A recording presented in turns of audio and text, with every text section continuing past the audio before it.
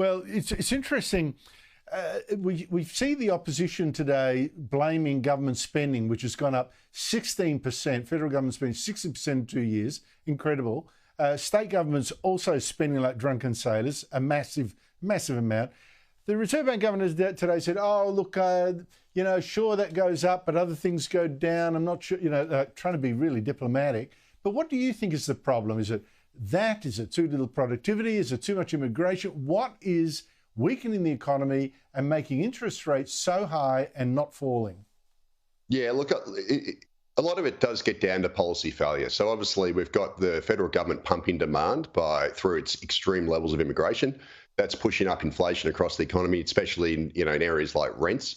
We have the energy policy failures, which has Australia paying some of the highest energy prices in the world. That obviously feeds into cost of living, inflation, sending our manufacturers broke, etc.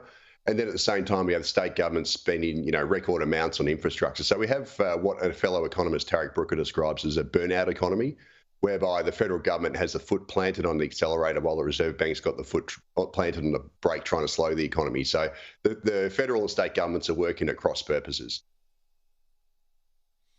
Now, you've in fact warned, and you mentioned it just earlier, referred to it in passing, you did a great article on this, that Australia is in its worst recession in modern times, with our average household disposable income falling like a stone. That's the bottom line there in blue. Now, we actually did another Vox Pop here at Sky News today that showed what that looks like to many Australians. Have a listen. How's it affecting you at the moment? The interest rate, the rents.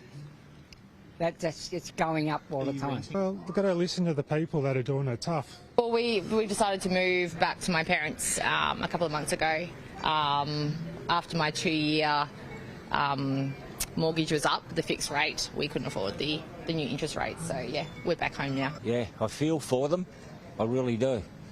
But as long as that interest rate is up high, I get more money and I can survive. Leith, it drives me nuts that the government carries on like, oh no, it's all going tickety-boo because, overall, we're growing because of the huge immigration. People are really hurting. There's no sense of crisis that this is, as you say, per capita, a terrible recession. Why is that? Yeah, mate. Well, it's an absolute shocker for basically 2/3 of Australians. So roughly 1/3 of Australians rent. They're obviously getting smashed by this extreme rental inflation that we're getting, primarily caused by the surge in immigration. And then another 1/3 of Australians roughly have owner-occupier mortgages, and they're getting smashed, obviously, by these, a 50% increase in their mortgage repayments. So, 2/3 of the Australians getting smashed. The only 1/3 of Australia that's doing okay are those who own the homes outright, because they are basically insulated from these rental pressures and mortgage interest rates. So that's essentially why Australians are doing it so tough. And then you add other things like the energy policy failure, which is ramped up gas and electricity prices, insurance price shocks, all those sorts of things. It's a recipe for disaster, Andrew. It's interesting that what you mentioned is basically government failure. You're not saying Ukraine, you're not saying Russia, you're not saying America, you're not saying Japan, you're not saying China, like the Treasurer was busy doing today.